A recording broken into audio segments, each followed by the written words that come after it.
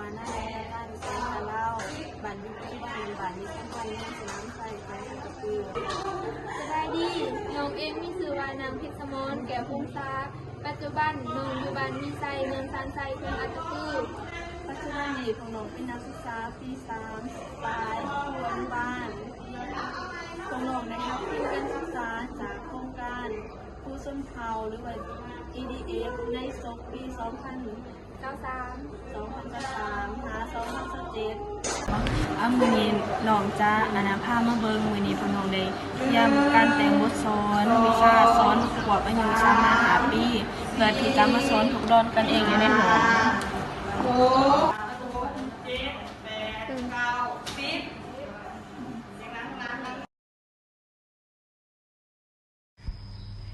นอกจากนี้พวกน้องยังได้ลงฝึกสอนตัวจริงอยู่ที่โรงเรียนอนุบาลสาธิตบ้านนาโดนเมืองสารวันแขวงสารวัน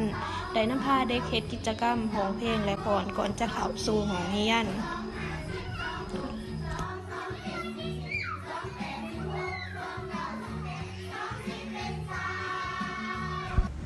พวกน้องได้ลงไปสังเกตการเรียนการสอนและการจัดมุมในห้องเรียนและนอกห้องเรียนอยู่ที่โรงเรียนเลี้ยงเด็กแก้วปัญญาบ้านหลักสองสุดท้ายนี้พวกน้องขอขอบใจ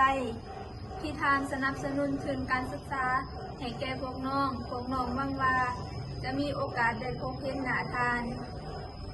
และพวกน้องก็ขออวยพรใส่ทานประสบผลสำเร็จในหน้าที่การงานขอให้ครอบครัวของทานจงมีแต่ความอยู่เย็นเป็นสุข